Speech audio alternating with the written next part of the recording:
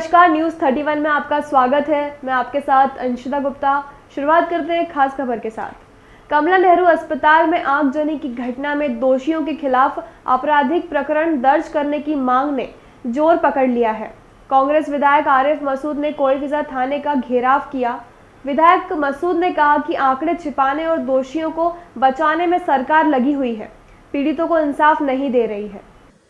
कमला नेहरू अस्पताल में हुई आगजनी की घटना के बाद सियासत भी तेज हो गई है। कांग्रेस विधायक आरिफ मसूद अपने समर्थकों के साथ कोईफिजा थाने पहुंचे और दोषियों पर एफआईआर दर्ज कराने की मांग की है।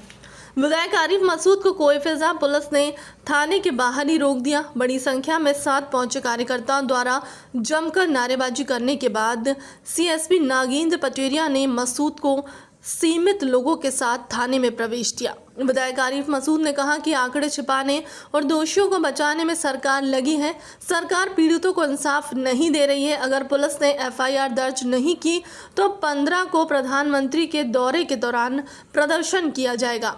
इधर एएसपी राम स्नेह मिश्रा ने कहा कि पूरे मामले की उच्च स्तरीय जांच की जा रही है। जांच रिपोर्ट आने के बाद कार्यवाही की जाएगी। कार्यकर्ताओं की मौजूदगी की वजह से क्षेत्र में देर तक यातायात व्यवस्था प्रभावित रही। मसूद द्वारा जिस दौरान थाने के अंदर एफआईआर लिखवाने की कार्यवाही की जा रही थी, उस समय बाहर बड़ी संख्या में मौजूद कार्यकर्ता अस्पताल प्रबंधन, मंत्री विश्वास सारंग और मुख्यमंत्री शिवराज सिंह चौहान के खिलाफ नारेबाजी करते रहे।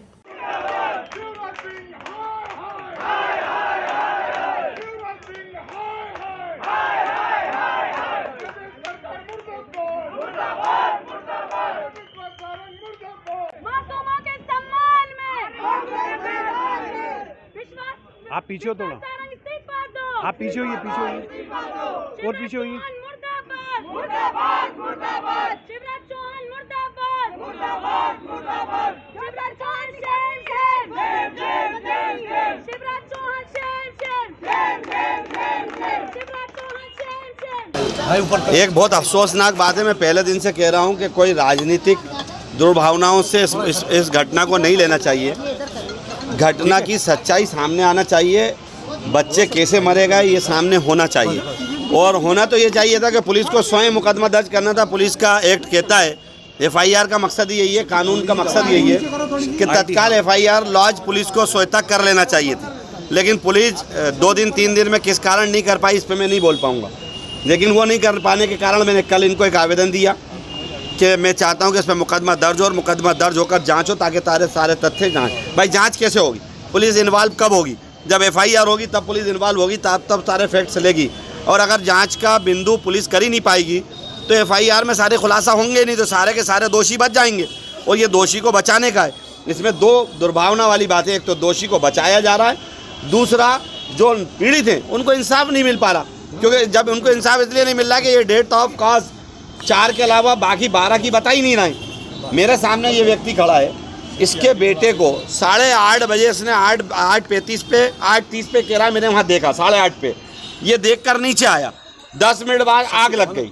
उसके बाद इसने अंदर घुसना चाहा, इसको नहीं जाने दिया गया। जाहिर है कि रेस्क्यू चालू हो गया, भगदड़ चालू हो गई। ये वहाँ परेशान होता रहा। 12:30 बजे ये 1:45 बजे ऊपर गया जब इसको अलाउ करा। जब इसको अलाउ करने के बाद इसको 1 फ्लोर, दूसरी फ्लोर, तीसरी फ्लोर तक घुमाते रहे। और 3 फ्लोर के बाद इसको 3 बजे ये कहा कि तुम्हारा बच्चा मर गया। ये बच्चा लेकर इसने कहा मुझे बच्चा दे दो, तो कहा अभी नहीं देंगे, अभी तुम्हें बता दिया। इसको 3 बजे बता दिया।